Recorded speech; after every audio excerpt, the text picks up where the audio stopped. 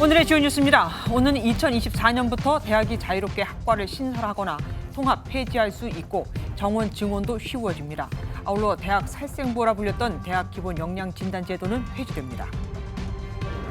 김진표 국회의장이 정치하는 사람이 최소한의 양심은 있어야 한다며 여야 원내대표를 강하게 질타했습니다. 김 의장은 늦어도 다음 주 월요일까지는 예산안을 처리해야 한다며 최후 통첩도 날렸습니다.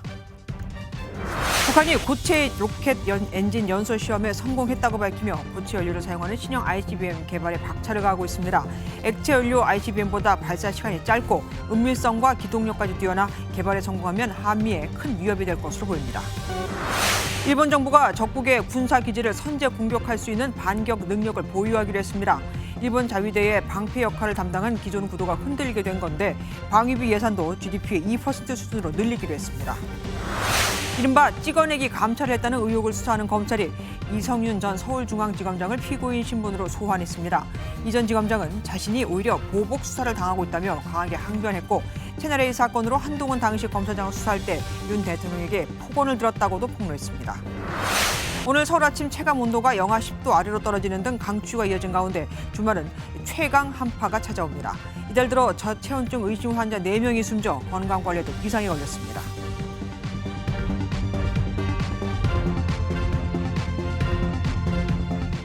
대통령이 어제 반드시 노동개혁, 연금개혁, 교육개혁을 이뤄내겠다고 밝혔었죠. 오늘 교육개혁의 일부가 나왔습니다. 한마디로 표현하자면 대학 자율화입니다. 지금은 학과 인원 조정이나 교원 숫자, 대학 건물 이용 등 이 모든 것을 규제받고 있는데 오늘 2024년부터는 이걸 풀어준다고 하네요. 대학이 학과 신설과 편입학 인원도 알아서 결정할 수 있게 되는 겁니다. 말 그대로 획기적인 대학 규제 개혁이지만 바로 우려도 나왔습니다. 이러다가 비인기 학과는 다 사라지고 인기 학과만 늘어나면 어떻게 하느냐 이거죠. 캠퍼스 내에 어떤 변화의 바람이 불게 될지 하나하나 짚어보겠습니다. 먼저 김민수 기자가 보도합니다. 취임 첫 출근길부터 대학에 자유를 주겠다고 공언했던 이주호 사회부총리 겸 교육부 장관. 교육 주체들에게 자율과 자유를 최대한 허용하는 것이 교육의 바람직한 발전을 빨리 유도할 수 있는 최상의 방법이라고 생각을 합니다. 교육부는 오늘 이 장관이 말한 자율의 구체적인 의미를 공개했습니다. 오는 2024학년도부터 대학은 학과 통폐합에다 학과의 정원까지 자유롭게 조정할 수 있습니다. 총 입학 정원만 유지하면 돼서 비인기 학과에서 정원 미달이 난 만큼을 인기 학과로 추가 모집이 가능해진 겁니다. 미달이 난 모집 인원을 활용해서 학과를 새로 만드는 것도 가능합니다. 대학이 정상적인 기능을 하기 위한 최소한의 시설 요건으로 규정한 4대 요건도 문턱을 대폭 낮췄습니다. 저희도 그 특성화하려고 하는데 그동안 교원 확보율, 교사 확보율 이런 게 족쇄화돼가지고 대학 자체적으로 할 수 있는 룸이 거의 없었어요. 3년마다 정부 재정 지원 제한으로 대학들을 숨죽이게 만들었던 대학 기본 역량 진단 제도는 오는 2024년을 마지막으로 사라집니다. 2025년부터는 대학들이 사학진흥재단의 재정진단, 한국대학교육협의회 등의 인증에 따라 재정 지원 여부를 평가받습니다. 이 부총리는 이번 개혁이 대학 규제 개혁의 첫 신호탄이 될 것이며 자율권을 준 대신 회계부정 같은 비위 행위가 드러나면 책임을 묻겠다고 강조했습니다. MBN 뉴스 김민수입니다.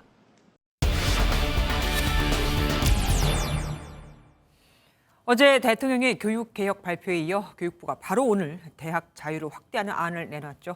조동욱 기자와 더 자세히 알아보겠습니다. 조 기자, 앞에 잠깐 나왔었지만 대학 기본 역량 진단 제도를 폐지한다고 했습니다. 이게 구체적으로 어떤 겁니까? 네, 사실 그동안 대학에 대한 국가재정 지원 기준은 교육부에서 주도한 평가를 기준으로 해왔습니다. 이걸 대학 기본 역량 진단이라고 부르는데요. 정부가 318개의 일반 대학과 전문 대학이 국가의 재정 지원을 받을 만한 수준의 대학인지를 가리는 일종의 테스트라고 볼 수 있습니다. 그런데 이 평가에서 좋은 평가를 받지 못하면 정부의 재정 지원을 받지 못하기 때문에 대학들 입장에선 눈치를 볼 수밖에 없었는데요. 근데 이제 이 평가를 2025년부터 폐지하고 대학들 간의 협의체인 사학진흥재단이나 한국대학교육협의회, 이른바 대교협의 평가로 가름하겠다는 겁니다. 정부 주도의 획일적인 평가에서 벗어나서 대학협의회에서 자체적으로 재정 지원 여부를 결정하라는 것이 이번 개편안의 핵심입니다. 그러면 짬짬이도 가능하지 않을까요? 구체적인 뭐 어떤 기본 기준이 좀 있어야겠습니다. 학교 정원 조정 권한을 대학에 줬다. 이것도 눈에 띄는데 그동안은 그럼 어떻게 했던 겁니까? 네, 그동안에는 입학 정원의 범위 내에서 학과를 폐지하거나 설립하거나 하려면 교원 확보율을 유지해야 했습니다. 교원 확보율은 대학 학과당 필요한 교수의 숫자로 이해하시면 될 것 같은데요. 이 제한이 폐지되면서 대학이 자유롭게 학과를 신설하거나 또는 통합, 폐지할 수 있게 된 겁니다. 정원 조정 역시 아까 리포트에서 설명드린 것처럼 교사나 교직, 교원 등 이른바 4대 요건이라고 하죠. 이런 기준을 넘겨야만 가능했는데 네. 첨단 기술 분야의 경우 이 기준을 충족하지 못하더라도 정원을 늘릴 수 있게 됩니다. 첨단 기술 분야의 학생 정원이 더 수월하게 늘어날 수 있는 것으로 해석할 수 있는데요.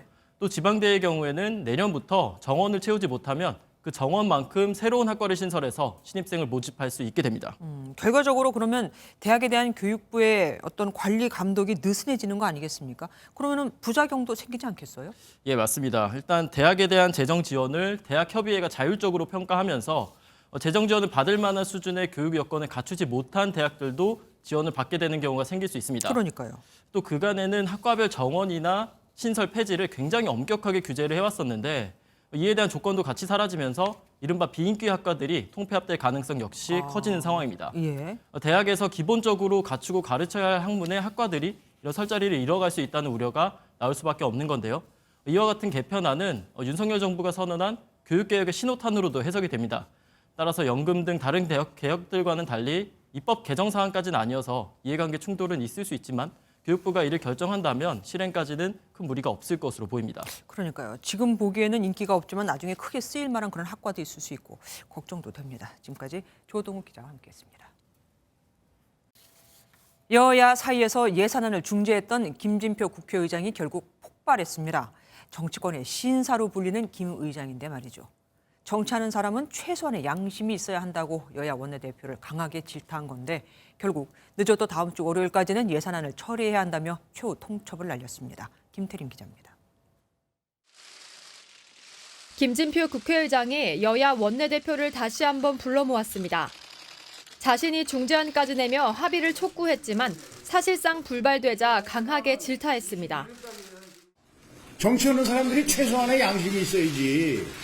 우리 경제를 살려내고 취약계층을 도우려고 하는 이 수레바퀴를 국회가 붙잡고 늘어지고 못 굴러가게 하는 거 아닙니까 이게.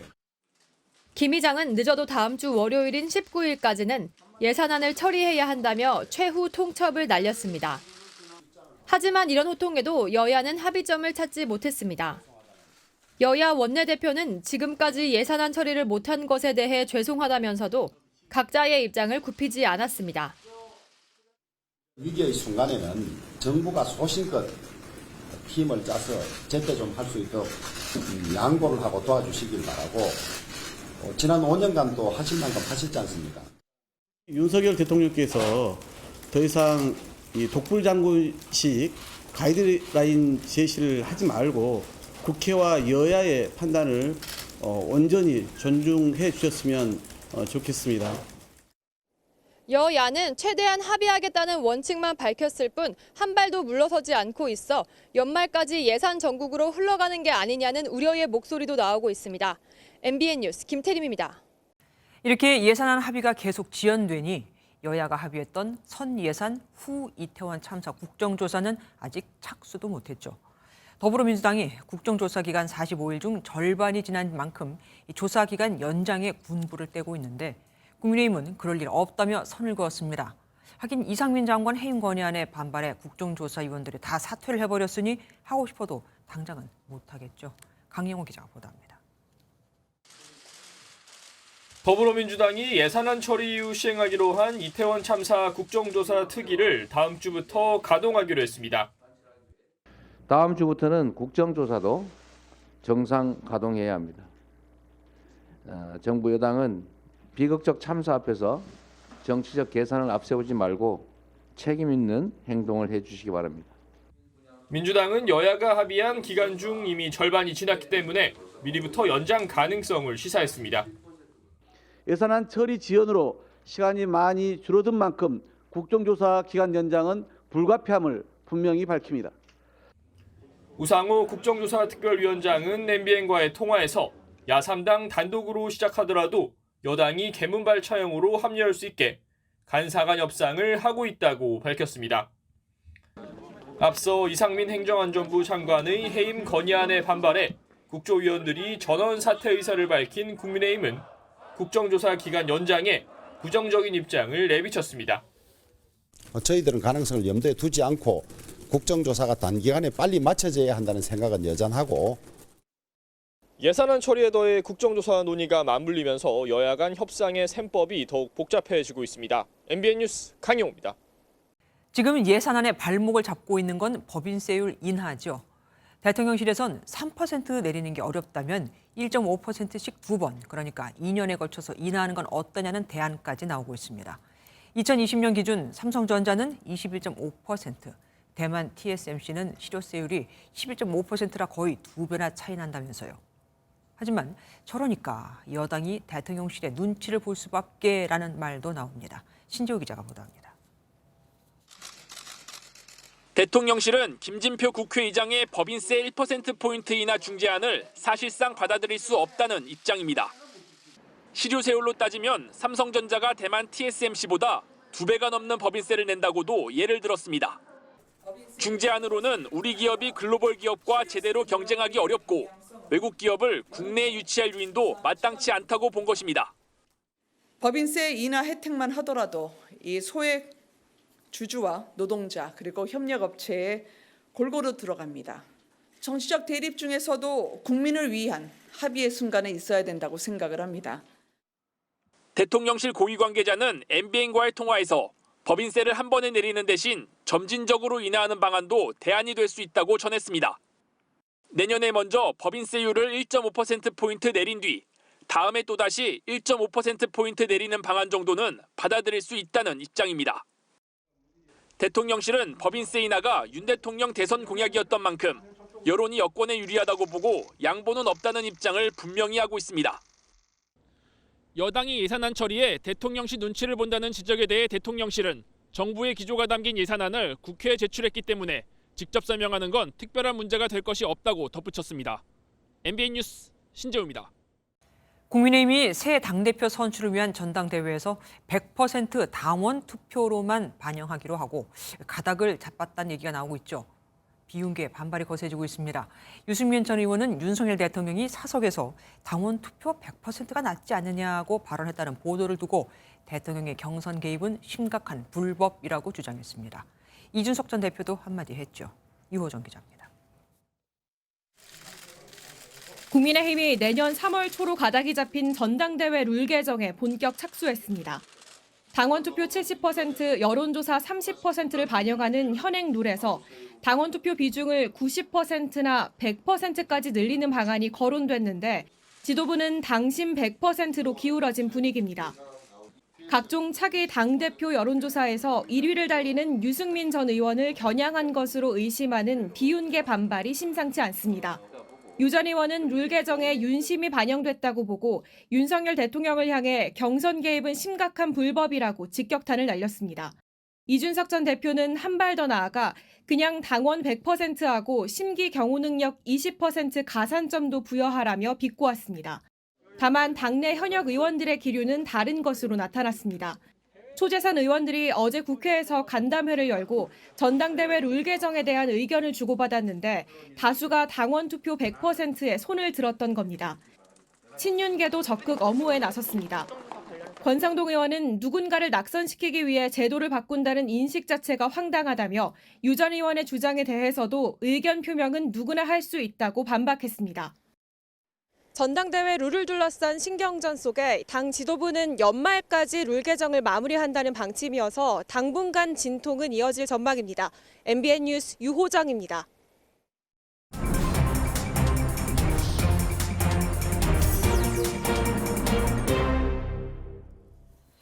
정치 톡톡 시간입니다. 오늘은 정치부 이병주 기자와 함께합니다.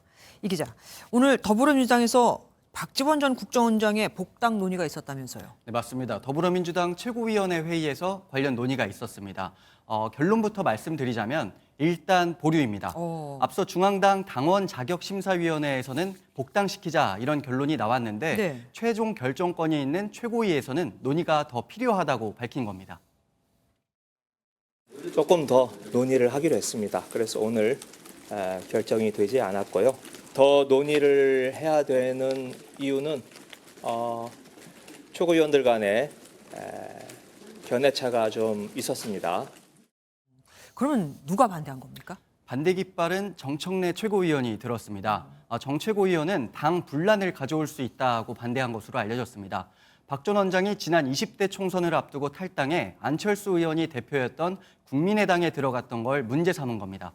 반면 야권 빅마우스인 박 전 원장을 다시 받아들여 야당 탄압에 대응해야 한다는 의견도 있어서 이 문제는 다음 주 최고위 회의에서 다시 논의하기로 했습니다. 양양자 의원은 이 복당 문제로 많이 불편했다는데 무슨 얘기입니까? 네, 무소속 양양자 의원은 민주당의 최고위 회의 결과가 알려진 이후 자신의 SNS에 불편한 심기를 나타냈습니다. 공개적으로 복당 신청 철회를 선언했는데 자신의 의사를 묻지도 않고 복당 자격을 심사한 의도가 무엇이냐 이렇게 되물은 겁니다. 지난 5월 양 의원은 검수완박 당론 등에 반대하며 민주당에는 민주, 실력, 미래가 없다고 판단해 복당 신청을 철회했다고 밝힌 바 있습니다. 네. 양 의원의 격앙된 지적에 대해 민주당은 복당 신청과 철회는 문서로 이뤄지는데 철회에 대한 선언은 있었지만 정식적으로 문서가 접수되지 않아서 이번에 그 심사 결과가 나왔을 뿐이다 이렇게 설명을 했습니다. 그러니까 양 의원 입장은 나는 신청 안 했는데 왜 알아서 내 이름을 올리냐 이거네요.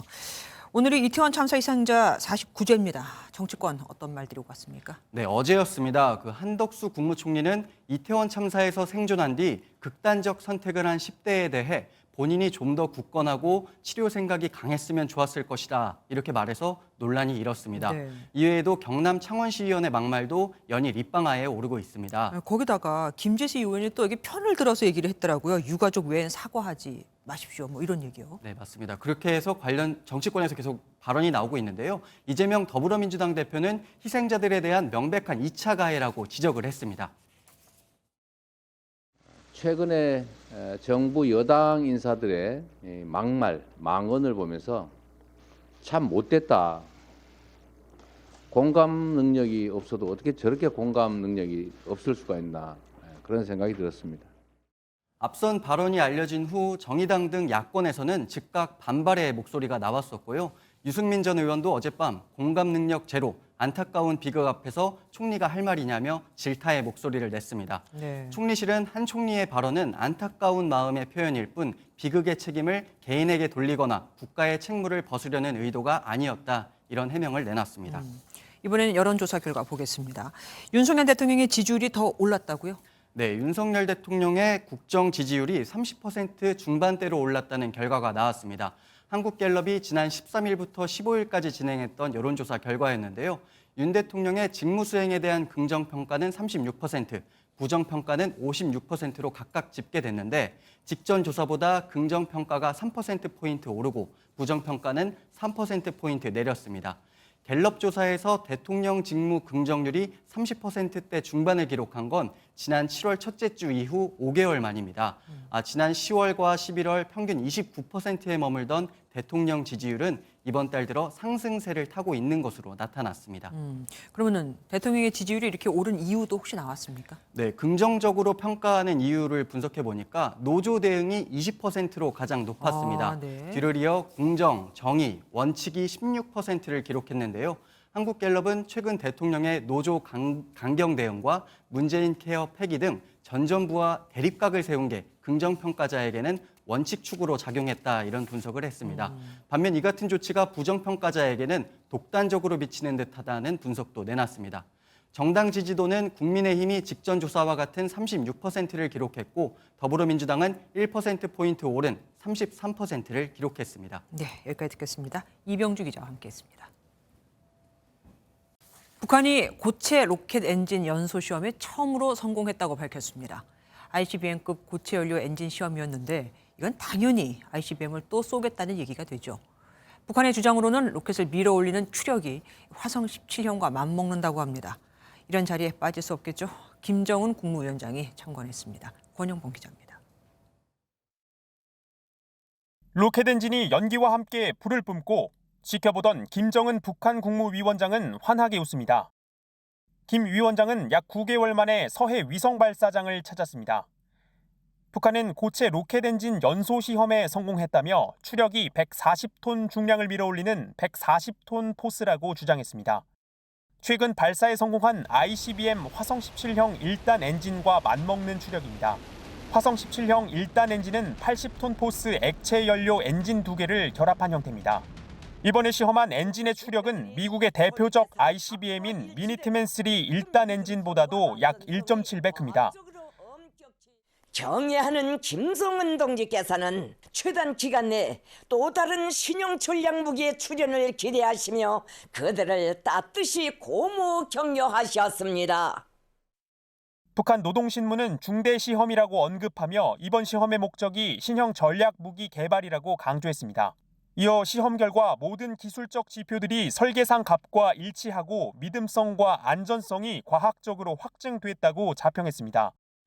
북한은 고체 로켓 엔진 시험 성공을 기반으로 고체 연료를 쓰는 신형 ICBM 시험 발사에 박차를 가할 전망입니다.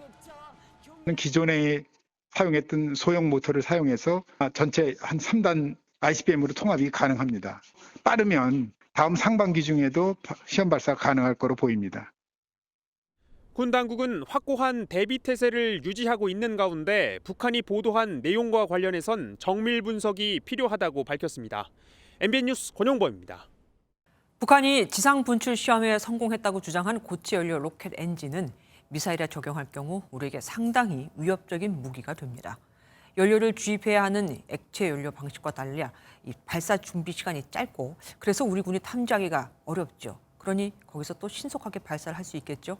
우리는 포착도 어렵습니다. 그래서 우리 미사일 방어를 무력화할 수 있다는 우려가 나옵니다. 안병수 기자가 보도합니다. 북한의 SRBM에는 고체 연료 계열이 사용됐습니다. 중거리 이상의 사거리로 가면 액체 연료입니다. 북한은 IRBM이나 화성 17형 같은 ICBM에는 액체 연료를 써왔습니다. 고체 연료 로켓은 발사 전 일일이 연료를 장시간 주입하는 액체 연료 로켓보다 신속하고 은밀한 발사가 가능합니다. 그래서 ICBM을 비롯한 북한 미사일이 더욱 위협적으로 될 것이란 분석이 나옵니다. 중대 시험을 통하여 또 다른 신형 전략 무기 체계 개발에 대한 확고한 과학기술적 담보를 가지게 됐습니다. 전문가들은 우리의 미사일 방어 3축 체계 중 첫 단계인 킬체인을 무력화할 수 있다고 우려했습니다. 고체 연료라는 것은 신속성, 엄밀성 그런 차원에서 한 차원 높은 엔진 연료를 볼 수 있고 바다 밑이라든지 지상이라든지 터널이라든지 임의 시간, 임의 장소 언제든지 발사하기 때문에 우리 측의 그 킬체인을 무력화시키는 데 충분하다. 전문가들은 또한 이번에 성공한 고체 연료가 SLBM이나 위성 운반 로켓에도 사용될 것으로 관측했습니다. MBN 뉴스 안병수입니다. 일본은 그동안 미군의 적을 공격하는 창 역할을 맡기고 자국 자위대엔 방패 역할을 맡겼었죠. 그런데 오늘 적군의 군사기지를 선제 공격할 수 있는 반격 능력 추진을 공식화했습니다. 북한과 중국의 군사 위협 때문이라고 하지만 과연 그게 전부일까요? 송주현 기자가 보도합니다. 일본이 반격 능력을 추진하는 세계 문서 개정안을 오후 임시가기에서 통과시켰습니다. 핵심은 일본에 대한 공격 착수가 포착되면 미사일로 적의 군사기지 등을 타격할 수 있고 능력 행사는 미국과 협의한다는 겁니다. 기시다 총리는 가기 이후 기자회견을 열어 반격 능력 확보 방안을 설명했습니다. 5년 뒤인 2027년까지 약 5조엔, 우리 돈으로 약 48조 원을 투입해 장사정 미사일을 배치하고 미국산 순항 미사일인 토마호크를 도입한다는 등의 내용입니다. 내년 방위비도 역대 최대 규모인 6조 8천억 엔, 우리 돈으로 약 65조 원을 편성했습니다. 오전에 열린 당정청 회의에서 재원 마련 방안은 이미 밝혔습니다. 法人税、所得税、たばこ税により確保する方針をお決めいただきました。 주변국에 대한 기술도 달라졌는데 북한은 종전보다 더욱 중대하고 절박한 위험으로 중국은 최대 전략적 도전으로 명시했습니다. 북한과 중국의 군사 위협에 대한 억지력 향상이라는 명분을 내세워 국내 여론은 좋습니다. 하지만 장기간의 경기 침체에 따른 세금 부담에 대한 불만, 동북아시아 지역의 군사적 긴장을 높일 것이란 우려 역시 큽니다. MBN 뉴스 송주영입니다. 이태원 참사가 일어난 지 오늘로 꼭 49일이 됐죠. 이에 맞춰 이태원에서는 49제 시민 추모제가 열리고 있습니다. 현장에 취재기자 나가 있습니다. 이혁재 기자, 날이 추운데 사람이 굉장히 많네요. 예, 제 뒤로 보이시는 것처럼 영하의 추운 날씨에도 많은 시민들이 추모를 이어가고 있습니다. 이태원 참사 당시 사고 우려 신고가 처음으로 접수된 오후 6시 34분에 맞춰 희생자들을 추모하는 시간도 가졌는데요. 여기서 조금 떨어진 곳에는 유가족들이 마련한 시민 분향소가 있는데 추모객들의 놓고 간 꽃들이 가득 쌓여 있습니다. 자식을 둘 키우는 엄마로서 안 올 수가 없었어요. 내 자식이 이태원에도 자주 가는데 내 자식이다 생각하고 미안하다. 이에 앞서 오늘 오전에는 조계사에서 유족 참여 희망 여부를 물어 영정 67위와 위패 78위를 모시고 49제 추모 위령제가 열렸습니다. 유가족들은 희생자 위패 등이 타는 모습을 보며 마지막 가는 길을 눈물로 배웅했습니다. 귀여운 얼굴에 사랑스러운 미소들은 이제 수많은 꽃송이가 되어 노란 수국으로 피어났구나. 늘 그랬듯 행복하게 지내고 있으렴. 유가족들은 진상규명을 요구하고 있는데 혹시 위령제에서도 그 얘기가 나왔습니까? 네, 유족들은 진정성 있는 사과와 책임자에 대한 처벌을 강하게 요구하고 있는데요. 한번 들어보시죠. 책임 있는 사람들이 진정한 사과를 하고 앞으로는 이런 참사가 일어나지 않도록 하겠다는 그런 결심을 받을 때까지. 이에 대해 책임자 수사를 맡고 있는 특수보는 이임재 전 서장 구속영장이 기각된 만큼 추가 신청을 위한 수사를 거듭하고 있다고 밝힌 바 있습니다. 또 박희영 용산구청장이 일부 직원들과 같은 날 핸드폰을 바꾸는 정황도 포착되면서 이들에 대한 수사도 속도를 낼 것으로 보입니다. 이재명 민주당 대표와 이정미 정의당 대표도 현장을 찾아 유가족들에게 다시 한번 진상규명을 약속했고 대통령실도 진실규명이 희생자를 위한 길이라는 입장을 냈습니다. 지금까지 이태원 시민추모제 현장에서 MBN 뉴스 이혁재입니다. 한국대학생진보연합, 이른바 대진연 회원 6명이 서울 여의도 국민의힘 중앙당사에서 기습 시위를 벌였습니다. 이태원 참사 국정조사 정상화와 이상민 장관 해임 등을 요구하면서요. 결국 현행범으로 체포됐습니다. 백길종 기자입니다. 이상민 장관을 해임하라는 팻말을 든 청년들이 이태원 참사 국정조사를 요구하더니 이태원 참사 국정조사 즉각 정상화하라! 정진석 국민의힘 비대위원장과 면담을 요청하며 나가지 않고 버티다 한 남성은 결국 경찰에 둘러싸여 연행되고 나머지는 계단에서 버팁니다.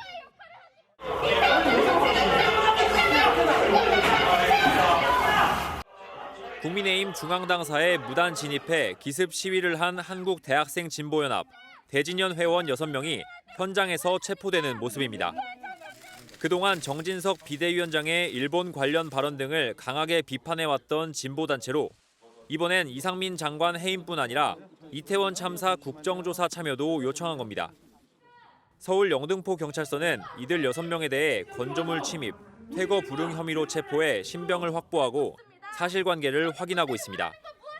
MBN 뉴스 백길종입니다.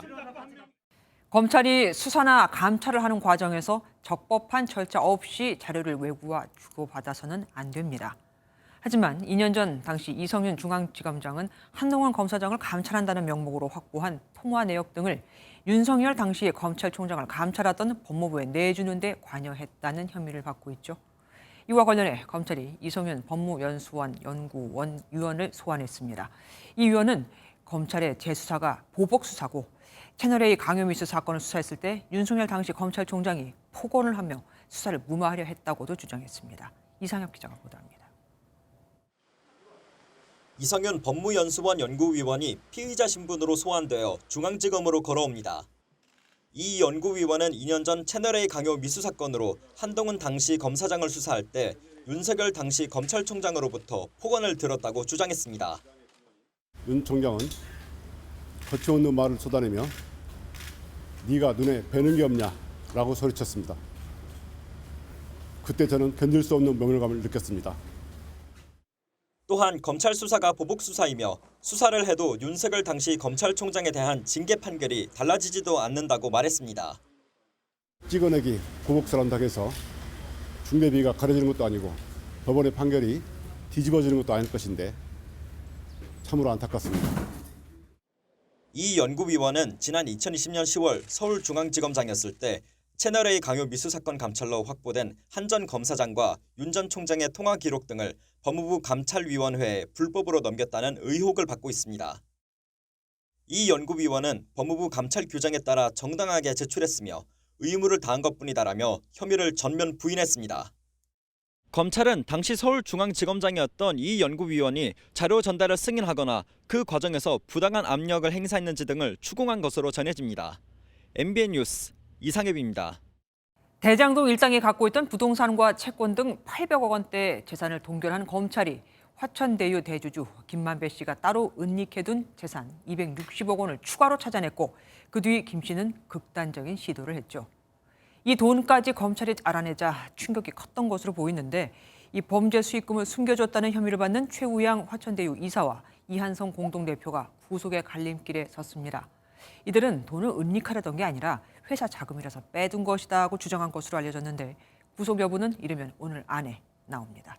홍지호 기자가 보도합니다. 화천대유 이사이자 전 쌍방울그룹 부회장인 최우향 씨는 김만배 씨의 영장이 기각됐을 때 오토바이 헬멧을 쓰고 등장하는 등 최측근으로 꼽힙니다. 범죄 수익 은닉 혐의로 구속영장이 청구된 최 씨와 이한성 화천대유 공동대표에 대한 영장 실질 심사가 진행됐습니다. 영장에서 어쨌든 사실관계가 틀린 부분만 오늘 간단히만 설명을 해주시면 안 될까요? 이 대표는 김 씨의 통장과 인감까지 관리한 인물로 알려졌습니다. 검찰은 이들이 지난해 10월부터 올해 7월까지 김 씨의 수익금을 수표로 찾아 숨겨두고 차명으로 수원 지역 부동산을 사는 수법 등으로 260억 원을 은닉한 것으로 의심하고 있습니다. 한편 최측근 2명이 체포된 다음 날 김 씨가 극단적 선택을 시도한 것을 두고 정치권 반응은 엇갈렸습니다. 김만배는 검찰 입장에서 볼 때 눈에 가시입니다. 허위 진술을 받아내려 김만배를 협박했다고 보는 것이 합리적인 추측입니다. 왜 이런 일이 일어났는지, 무엇이 잘못됐는지 최종 책임자였던 당시 시장으로서 입장을 밝혀주시기 바랍니다. 김만배 씨의 최측근 2명에 대한 구속 여부는 이르면 오늘 중에 결정될 것으로 보이는데 검찰이 신병 확보에 성공하면 은닉한 재산의 사용처에 대한 수사도 탄력을 받을 전망입니다. MBN 뉴스 홍지호입니다. 말을 듣지 않는다며 4살 난 딸을 때려 숨지게 한 20대 친모가 구속됐습니다. 폭행 이유를 묻는 질문에 친모는 침묵을 지켰고 법원은 도주 우려가 있다며 영장 심사 2시간여 만에 구속영장을 내줬습니다. 박상호 기자입니다. 모자를 눌러쓰고 얼굴을 가린 여성이 법원을 빠져나옵니다. 4살 딸 아이를 때려 숨지게 한 20대 친엄마가 긴급 체포된 지 이틀 만에 영장실질 심사를 받고 나오는 길입니다. 친모는 취재진의 질문에 아무런 대답 없이 경찰 호송차에 올라탔습니다. 아이를 폭행한 이유가 뭡니까? 학대감 인정하십니까? 이 여성은 지난 14일 새벽 6시쯤 딸이 칭얼대며 말을 듣지 않는다는 이유로 얼굴 등 온몸을 구타한 혐의를 받고 있습니다. 폭행 이후 아이의 상태가 나빠져 13시간 만에 병원으로 데려갔지만 이미 숨진 상태였습니다. 아이는 또래보다 키와 몸무게가 많이 차이가 날 정도로 영양결핍 상태도 심각했습니다. 경찰은 평소에도 밥을 잘 주지 않았고 아이를 자주 때렸다는 주변인의 진술을 토대로 상습 폭행과 학대 여부를 조사하고 있습니다. 법원은 아동학대치사 혐의를 받는 20대 친모에 대해 도주 우려가 있다며 구속영장을 발부했습니다. MBN 뉴스 박상호입니다. 서울에 있는 고시원에서 굉음과 함께 화재가 발생했습니다. 불은 금방 꺼졌지만 긴급히 슬리퍼 차림으로 뛰쳐나온 주민들은 갈 데가 없습니다. 이 추운 날 당장 오늘 밤 잘 곳부터 걱정해야 합니다. 조윤지 기자가 보도합니다. 연기가 자욱한 창가에서 애타게 도움을 기다리는 사람들. 구조대원 부축을 받으며 빠져나옵니다. 오늘 오전 7시 30분쯤 서울 송파의 한 고시원에서 불이 난 겁니다. 불이 났던 고시원 앞입니다. 보시는 것처럼 창문은 깨져 있고 통로는 시꺼먼 재로 뒤덮였습니다. 불났어 불이야 하고 막 그러더라고. 근데 좁으시니까 뭐 빵빵빵빵 막 터지는 소리가 나는 거야. 그냥 이 상태에서 그냥 슬리퍼만 끌고 나왔죠. 당시 고시원에 있던 7명이 연기를 흡입해 이송됐고 54명이 신속하게 대피했습니다. 이 고시원은 주로 연고나 일터가 없는 저소득층 고령자들이 거주한 것으로 알려졌습니다. 전부 다 사연이 좀 사는 사람들인데 어떻게 해결할 건지. 여름 같으면요 사람들이 그냥 뭐 밖에서도 잘 수 있으니까 막 그렇지만 추위를 못 견디니까. 송파구청은 경로당 등 임시거처를 마련했고 경찰과 소방당국은 정확한 화재 원인을 조사하고 있습니다. MBN 뉴스 조윤지입니다. 겨울철 건설 현장에는 어려움이 하나 더 생깁니다. 콘크리트가 잘 굳지 않는다는 건데 그래서 난로를 사용합니다. 문제는 일산화탄소가 발생해 질식사고로 이어질 수 있다는 겁니다. 이렇게 해서 어제 사고도 발생한 건데 이를 금지하는 규정은 없습니다. 장덕진 기자가 보도합니다. 어제 경기도 파주시 아파트 신축 공사 현장에서 다수의 근로자들이 일산화탄소를 흡입해 쓰러지는 사고가 발생했습니다. 콘크리트를 굳히는 과정, 이른바 양생을 촉진하려고 설치한 난로가 화근이었습니다. 공사 현장에서 갈탄이나 숯을 난방용으로 사용하면서 일산화탄소 중독 사고가 끊이지 않고 있습니다. 온풍기보다 숯이나 갈탄을 태우는 난로를 쓰면 비용을 아낄 수 있을 뿐 아니라 난방 효과도 높아 위험을 감수하는 겁니다. 근데 이제 열풍기는 전기세가 많이 들어요, 이게요. 그리고 이제 갈탄은 되게 좀 싸잖아, 이게요. 그래서 이제 갈탄을 많이 쓰고 있는 건데. 고용노동부에 따르면 2011년부터 10년간 콘크리트 양생 과정에서 갈탄 등을 사용하다 발생한 질식 사고는 19건입니다.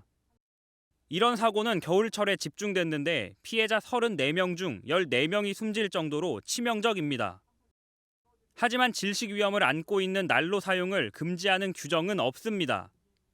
산업안전보건기준에 관한 규칙은 질식과 중독을 일으킬 수 있는 위험 요인을 관리할 방안을 마련하고 안전보건교육과 훈련을 해야 한다고 규정할 뿐입니다. 산업안전관리공단도 난로보다는 안전한 온풍기 사용을 권장하는 수준입니다. 다른 것보다 갈탄이 일산화탄소 같은 게 많이 나오니 좀 권고사항으로 쓰지는 좀 안 했으면 좋겠다 이런 식으로 많이 얘기를 하는 거죠. 콘크리트 양생 과정에서 질식 사고가 반복해서 일어나고 있어 숯과 갈탄 사용에 대한 규제와 안전 조치를 강화해야 한다는 목소리가 커지고 있습니다. MBN 뉴스 장덕진입니다. 요즘 역대급 한파에 외출 자제하라는 안전 문자를 종종 받지만 택배기사들은 어쩔 수 없습니다. 빙판길 도로에서 추위와 싸우는 건 기본. 스마트폰으로 택배 안내 문자를 보내는 것도 손이 얼어서 고문입니다. 한범수 기자가 동행 취재해봤습니다. 칼바람을 마주하며 짐을 나르기 시작하는 택배기사 김문영 씨. 오늘 하루 처리할 물량만 200여 개인데 좀처럼 작업 속도가 안 붙습니다. 여기 눈이 바닥에 묻어 있잖아요. 신발 바닥에. 그러니까 이게 타일이니까 이게 미끄러져요. 2칸, 3칸 올라갈 거를 이제 한 칸씩 뿐이 못 올라가는 거예요. 배송지에 택배 상자를 옮긴 뒤 스마트폰으로 안내 문자를 보내는 일. 매일 하는 건데 오늘따라 손이 꽁꽁 얼어 말을 듣지 않습니다. 숨은 차더라도 움직이는 게 낫죠. 그냥 가만히 있으면 추우니까 너무. 20년 넘는 경력자에게도 만만치 않은 한파 속 업무. 퇴근을 기다려보며 다시 힘을 내봅니다. 5시에서 6시에 끝내갖고 빨리 가서 씻고 따뜻한 국에 밥을 먹고 싶어갖고 빨리 끝내려고요. MBN 뉴스 한범수입니다. 이번 한파, 이게 끝이 아닙니다. 이번 주말 서울 아침 기온이 영하 14도까지 떨어지는 등 올겨울 최강 한파가 찾아옵니다. 계속된 한파에 이달 들어서만 저체온증으로 4명이 숨졌다고 하죠. 건강관리에도 비상이 걸렸습니다. 최돈희 기자입니다. 아침에 마주했던 매서운 칼바람이 한낮에도 여전합니다. 목도리, 귀마개에 털모자까지 눌렀어도 살을 내는 강추위는 어쩔 수 없습니다. 목도리도 하고 안에도 따뜻하게 입었는데 그래도 많이 춥고요. 그래서 손도 시려가지고 안에 에코백에 핫팩도 가져왔어요. 평소 같으면 산책하는 사람들을 쉽게 찾아볼 수 있었던 이곳 도심공원은 보시는 것처럼 오가는 사람들의 발길이 부쩍 줄었습니다. 서울의 최저기온은 영하 11도, 대전도 영하 8도까지 떨어지는 등 중부 지역 기온이 10도 안팎을 기록했습니다. 내일은 제주와 서해안 등에 최대 50cm에 달하는 폭설이 내리겠고 일요일인 모레는 오늘보다 기온이 더 내려가 이번 한파가 절정에 달하겠습니다. 북서쪽에서부터 찬 공기가 지속적으로 유입되면서 19일까지 중부 내륙을 중심으로 강추위가 이어지겠으니 계속된 한파에 건강관리에도 비상이 걸렸습니다. 이달 들어 저체온증으로 4명이 사망했고 동상 등 한랭질환 신고가 50명에 달하는 것으로 나타났습니다. 질병관리청은 갑작스러운 한파로 신체 적응력이 떨어지면서 저체온증과 동상 같은 한랭질환에 주의해야 한다고 밝혔습니다. MBN 뉴스 최돈입니다.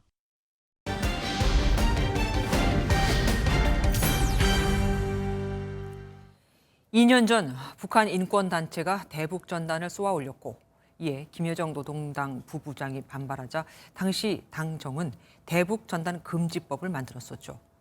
시민단체들이 이 법안은 위헌이라며 헌법 소원을 낸 상태인데 헌재에서 정부의 입장을 물어봤습니다. 어땠을까요? 1년 전 통일부는 합헌이라고 했지만 이번 정부 통일부는 위헌이라는 입장을 전했습니다. 똑같은 법이 정권에 따라 이렇게 달라집니다.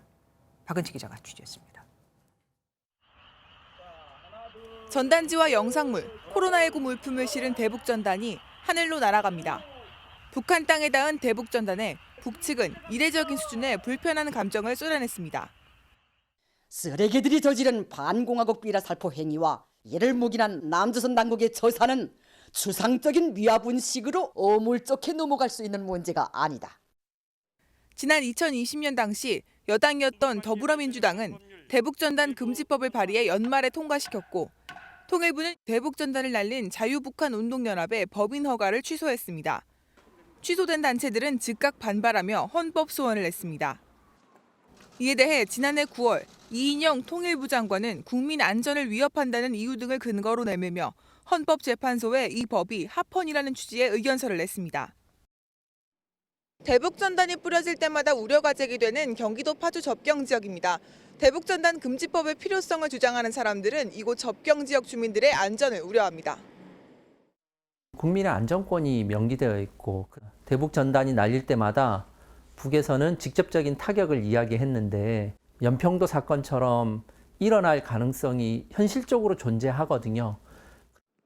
하지만 새 정부가 들어서면서 정부의 판단이 뒤집혔습니다. 권영세 통일부 장관은 이 법이 표현의 자유를 침해한다며 지난달 헌법재판소에 10쪽 분량의 위헌 취지 의견서를 제출했습니다. 대북전단을 살포함으로써 실제적으로 그런 적경 지역의 주민들한테 위협이 된 구체적인 사례는 없다. 표현의 자유를 이제 제한할 정도의 그런 사유로 발생한 건 한 적도 없다. 현 정부 측에서는 표현의 자유를 이유로 위헌을, 전 정부 측에서는 국민의 안전을 이유로 합헌을 주장하며 의견이 첨예하게 맞서고 있는 겁니다. 헌법재판소는 대북전단 살포 행위가 자유의 본질적인 내용에 들어가는지 등을 중점적으로 들여다볼 걸로 보입니다. MBN 뉴스 박은치입니다. 생후 4개월부터 71개월까지의 영유아는 반드시 건강검진을 받아야 합니다. 어린이집이나 유치원에 가려면 이 검진 결과를 내야 하기도 하죠. 그런데 영유아 검진 기관 찾기가 하늘의 별 따기라는 걸 아십니까? 영유아 검진 상담료만 봐도 800원. 왜 의사들이 피하는지 짐작이 되시죠? 윤현지 기자가 취재했습니다. 두 아이의 엄마 박정은 씨. 최근 첫째가 새 돌에 맞춰 잘 크고 있는지 영유아 검진을 받으려다 애를 먹었습니다. 전화만 한 20분 정도 돌린 것 같아요. 영유아 검진이 가능하다고 적혀 있는데 전화를 해보면 진행을 하지 않는다. 전국에 영유아 검진을 할 수 있는 의원이 4,000곳이 넘지만 검진받기가 어렵다는 글은 맘카페에서 쉽게 찾을 수 있습니다. 택시를 타고 수학과를 가기 위해서 이제 조금 더 한적한 동네라든지 그런 곳까지 굳이 찾아가야 되는 상황이 발생하고. 왜 그런지 소아과에 문의했습니다. 한 의료진은 들어가는 품에 비해 수가가 낮아 직원들까지 기피한다고 털어놨습니다. 영유아 검진 수가는 일반 진료비의 80% 수준입니다. 영유아 검진의 진찰은 뭐 머리끝부터 발끝까지 계통별로 다 봐야 되거든요. 계통별로 보니까 가산을 해줘도 시원찮은데 80%밖에 안 주니까 하기가 싫은 거예요. 정부는 수가 인상 논의는 곧 건보료 인상과 직결돼 있다며 일단 사례 모니터링을 하고 있다고 밝혔습니다. MBN 뉴스 윤현지입니다.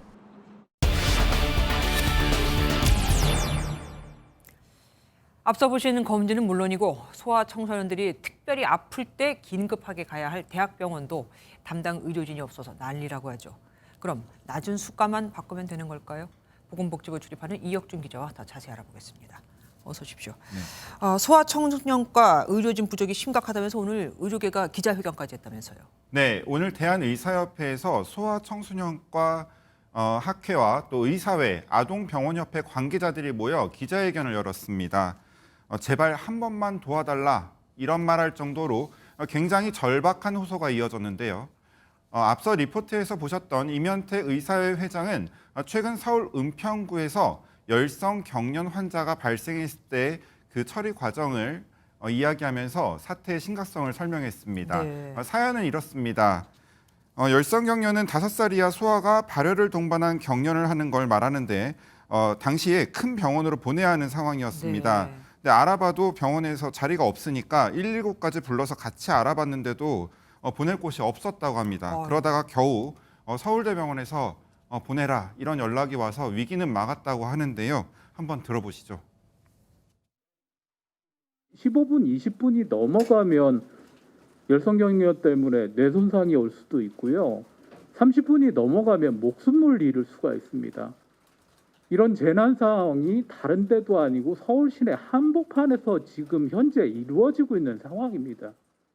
보낼 곳이 없었다는 게 병원이야 당연히 존재하겠죠. 거기에 의료진이 없었다는 거 아닙니까? 네, 맞습니다. 오늘 의료계가 기자회견을 연 이유가 바로 그겁니다. 올해 그 지원자를 받는 2023년 전국 전공의 지원에서 소아 청소년과 정원은 207명입니다. 그런데 지원자는 33명에 불과했습니다.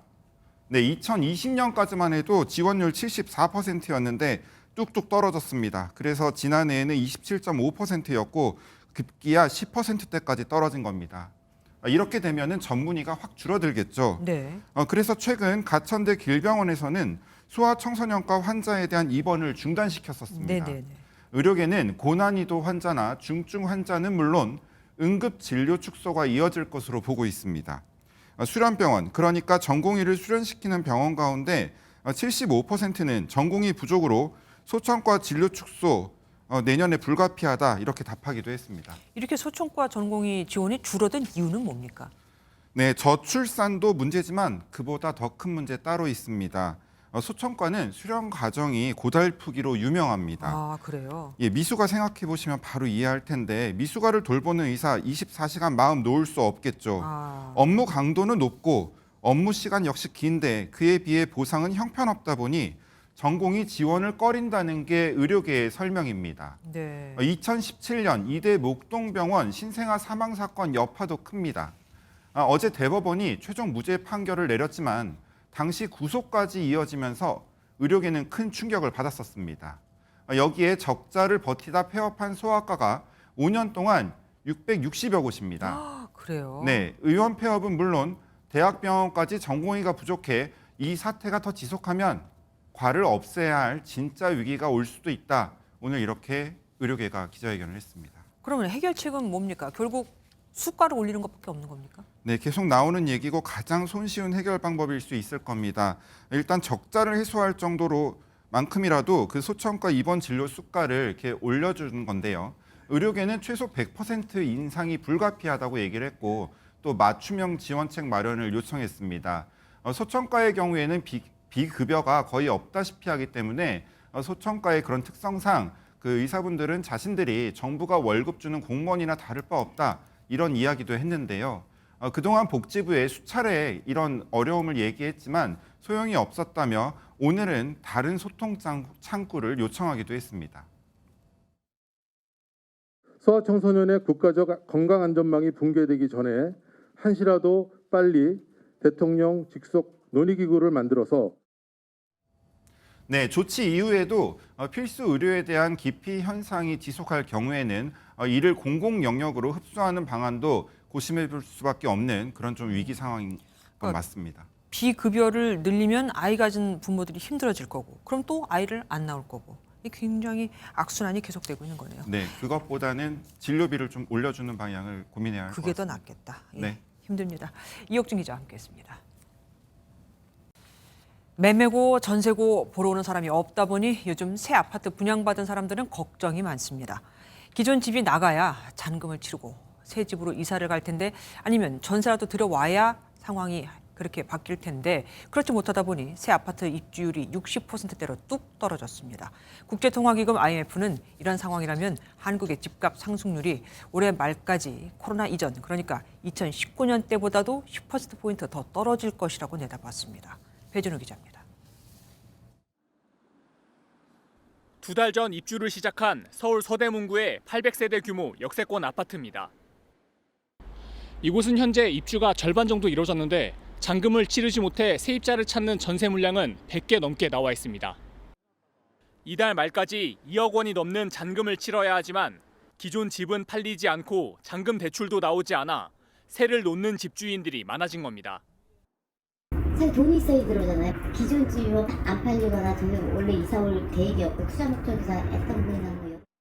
지난달 전국 아파트 입주율은 66.2%로 한 달 전보다 무려 6.3%포인트나 떨어졌고 절반 이상이 기존 주택이 팔리지 않아서 입주를 못했습니다. 실제 이번 주 서울 아파트 매매 수급 지수는 64.8로 3주 연속 역대 최저, 매수 심리가 갈수록 얼어붙고 있습니다. 이런 가운데 국제통화기금 IMF는 우리나라의 집값 상승률이 코로나19 이전인 2019년 말보다도 10%포인트 더 낮아질 수 있다고 경고했습니다.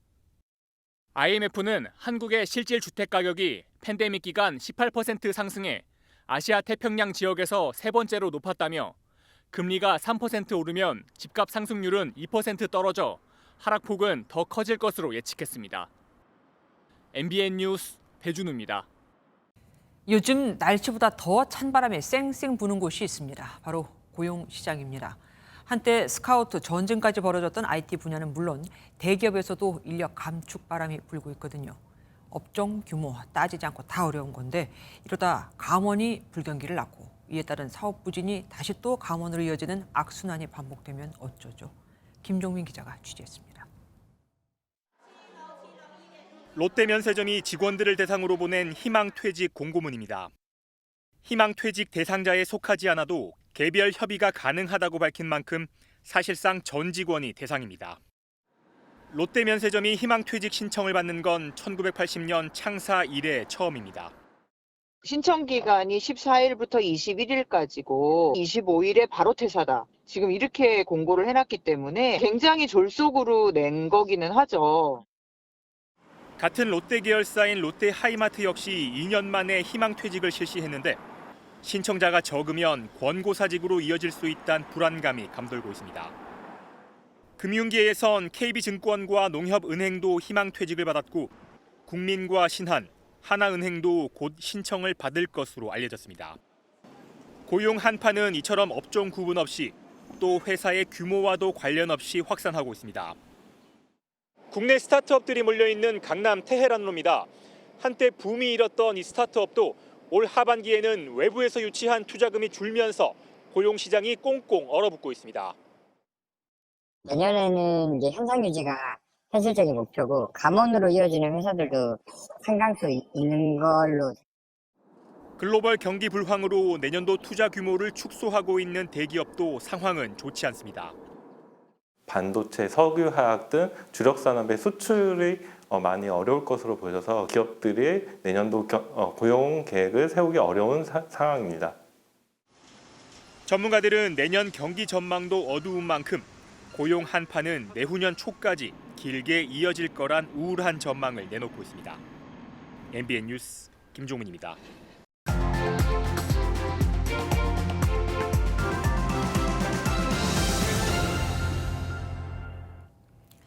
쌀 한 톨이 금쪽 같던 시절, 곡식을 죄다 먹어버리는 쥐는 그야말로 웬수였습니다. 전 국민이 나서서 쥐잡기 운동도 했죠. 학교에서는 잡은 쥐의 꼬리를 잘라 제출하라는 숙제를 내줬습니다. 그런데 쥐를 못 잡은 학생들이 할당량을 채우기 위해 오징어 다리를 살짝 불에 거슬려서 쥐꼬리라고 제출하는 일이 벌어졌습니다. 쥐꼬리 숫자가 오징어 다리라는 불순물이 끼어들면서 목적을 위한 도구로 변질된 거죠. 100만으로 하는 게 좋겠다. 1985년 전두환 당시 대통령은 미국 내 재미교포 수가 74만이라는 통계가 나왔지만 신빙성이 없다며 이렇게 말했다고 합니다. 대통령 지시 이듬해 실제로 재미동포 통계에는 102만 6천 명이라고 기록이 되죠. 이렇게 과거엔 정권 입맛에 맞게 통계가 마사지되는 경우가 비일비재했지만 1990년 이후엔 통계청이 독립된 부서가 되며 공신력이 생겼습니다. 아니, 그런 줄 알았습니다. 최근 감사원이 문재인 정부의 국가통계에서 왜곡된 정황을 포착했거든요. 돌이켜보면 국민 눈에도 찜찜한 구석이 있었습니다. 2020년 7월 김현미 당시 국토부 장관은 3년간 서울 주택 가격이 11% 올랐다고 주장했는데 KB 국민은행 자료엔 문 전 대통령 취임 이후 3년간 서울 전체 주택 가격 상승률이 34%, 이 중 아파트값 상승률이 무려 52%에 달한다고 돼 있었거든요. 문재인 정부가 임명한 강신욱 통계청장이 첫 경제장관회의에서 장관님들의 정책에 좋은 통계를 만들어 보답하겠다고 한 건 도대체 무슨 의미였을까요? 숫자는 거짓말을 하지 않는다. 하지만 거짓말쟁이들이 숫자를 이용할 궁리를 한다. 통계 조작의 위험을 경고한 말입니다. 사람 먹는 것 갖고 장난치면 안 된다고 하죠. 그럼 국가의 정책을 결정할 중요한 통계는요? 엄벌을 해서라도 다시는 국민을 상대로 숫자 장난을 치지 못하게 됩니다. 그건 국민 전체를 기만하는 것과 전혀 다를 바 없는 일이니까요. 김주아의 그런데 오늘은 진실 왜곡, 통계 조작 안 된다 였습니다. 어제 한방눈이 쏟아지면서 곳곳이 온통 하얀 눈 세상으로 변했습니다. 그런데 내일 또다시 눈이 내릴 텐데요. 특히 서해안과 제주를 중심으로 폭설이 예상되면서 대설 예비특보도 내려져 있습니다. 그중 제주 산간에 50cm가 넘는 눈폭탄이 쏟아지겠고요. 호남 서해안에도 20cm 이상, 충남 서해안과 호남 서부 지역에 5에서 15cm, 충남 내륙과 전북 동부에도 3에서 8cm로 양이 많겠습니다. 이 눈이 그친 뒤 기온은 가파르게 떨어집니다. 우선 내일은 서울이 영하 8도로 오늘보다는 약간 높겠지만 모레인 일요일 서울 아침 기온이 영하 14도에 체감온도는 영하 20도를 밑돌며 매우 춥겠습니다. 이 강추위 속에 전날 내린 눈이 그대로 얼어붙을 수 있겠습니다. 교통안전에 유의하시기 바랍니다. 내일 전국이 흐리겠습니다. 서울이 낮에 영하 3도에 그치면서 낮 동안에도 종일 영하권에 머물겠습니다. 남부지방은 부산이 아침에 영하 1도, 낮 기온 5도로 오늘보다 4도가량 낮겠습니다. 눈의 양이 상대적으로 적은 동해안 지역으로는 계속해서 건조특보가 이어지고 있습니다. 불조심해 주시기 바랍니다. 다음 주 수요일이 되면 추위는 약간 주춤하겠지만 또다시 전국 곳곳에 눈이 내리겠습니다. 날씨였습니다. 안녕하세요. 김주하입니다. 공정하고 신속한 MBN 뉴스, 유튜브를 통해서도 만나보실 수 있습니다. 특히 더 많은 뉴스와 라이브를 보고 싶으시다면 오른쪽을 눌러서 구독하시면 됩니다. 어렵지 않죠? 빠르고 정확한 뉴스로 계속 찾아뵙겠습니다. MBN 뉴스를 시청해 주신 여러분 고맙습니다.